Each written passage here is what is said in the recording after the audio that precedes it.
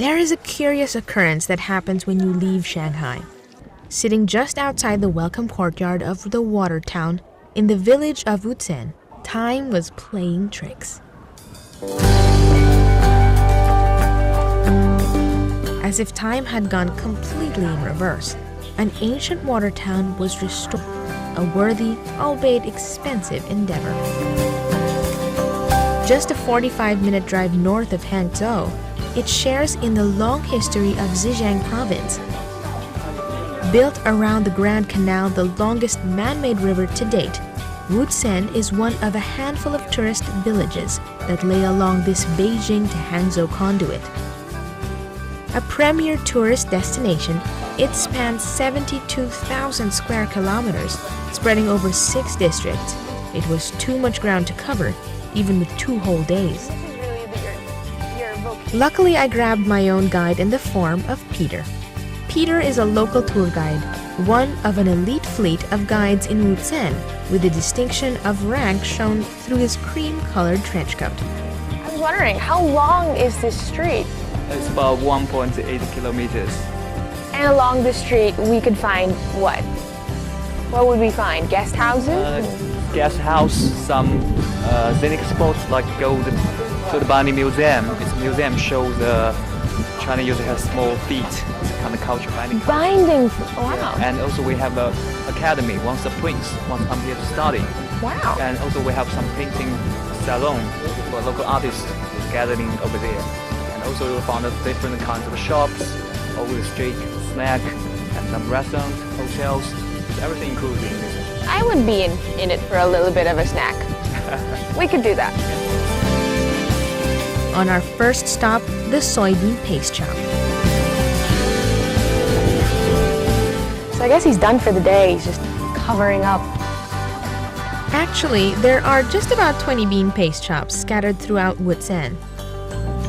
Traditionally fermented in vats, the paste here locks in that authentic deep flavor, ubiquitous to food in this province. But be warned. Wow, it smells really pungent. It's the soy sauce paste. I see. How much for a bowl? 35 yuan for traditional, you can't get anywhere else, soybean paste. I see. Wow. Can I hold one? Question is, can you bring it on a plane? Ultimately, if you can't bring it home, you can bring this home. Wow, look at that. And it's in a jar. Is this also a traditional jar? Oh, it's a traditional jar. So there's a paste inside. This is what will happen to me at the end of this script. So this is what you call sticky rice, right? So what am I doing exactly? It's similar like sticky rice. Okay. But this we call it's called mochi. Mochi. Yeah. Mochi, sorry. Mochi. Matsu we call it in Chinese. Okay. And then what happens to this after I pound it to smithereens? Yeah, it's later will become like this. Finally with the sesame. Getting taste. Oh, awesome. And the rice is different than normal rice. This is red rice. You can see it's red rice. Different than See that? It's actually a pinkish, almost grain-like color. the nature color. But I'm sure it's very delicious. Yeah. Well, you know what? I'm going to give this back to the professionals. This man over here has been doing it for, I don't know, a long time, I assume. Ah!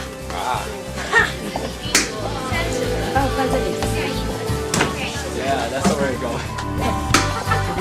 Thank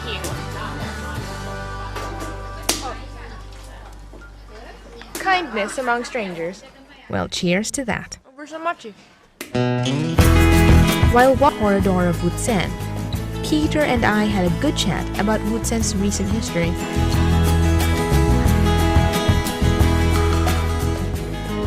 It's quiet. You know, I would even prefer to go here on a non-peak season. I mean, I'm sure you'll get better rates too, because there aren't a lot of people. But as Peter tells me later on, an average of 2,000 guests come to visit Wuzhen every day, and the number rises every year. Talk to me a little bit about accommodations. If people don't like the hotels, modern facilities, you can choose a guest house. But actually, with the household inside, their room guest room was modern, with a modern facility. With modern Yeah, facilities. but the uplook, you can that's the guest house. I like it. Proudly claiming the title of the Venice of the East, with its winding canals and would-be gondoliers, I'd like to think Wuzhen stands to be so much more, possessing its own personality, provided generously by the locals still residing here. Yeah, and over there, there's a tea house, traditional tea house facing the water. What's the traditional tea? Chrysanthemum? Chrysanthemum tea here. Here. It's Yeah, popular. yeah, popular here, produced here.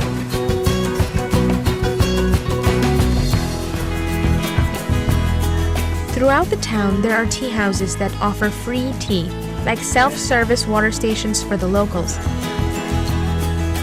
Peter was keen on teaching me some local etiquette and introducing me to some welcoming local residents. It's kind of like a tea house here. Hi. The local people who live here. Hi. So how does one do the tea business here? Like this, they are drinking this local tea. It's called chrysanthemum tea. The local farmers here, they planted the Very tea. popular tea. Yeah. What is that? What's happening? What's happening? That means sex. That means sex. Tea. Do you want to have a tea? Yes, please. I would love one. If they're pulling you a tea, they just with 2 fingers, look lightly. Not No, not lightly. okay, just knock lightly. Not look lightly. And what does that mean? That means sex. That means thanks. Yes. My mind was blown. All this time with all that rigmarole over modern living and forward thinking, it all seems so unnecessary now.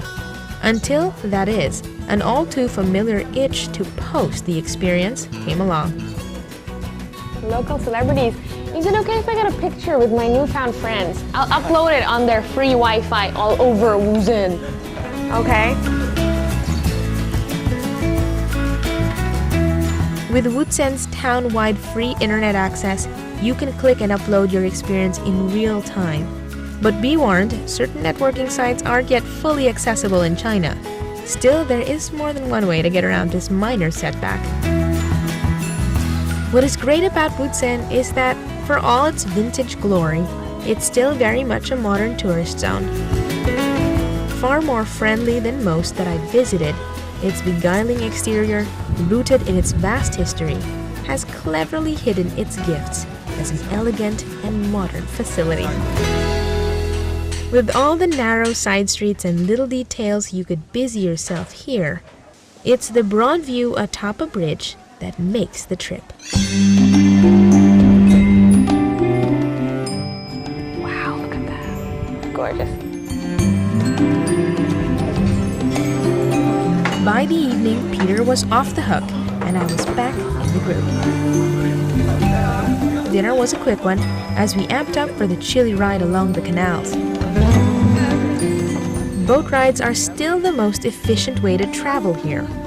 But for me, it was simply a romantic evening to cap my stay in Wuzhen.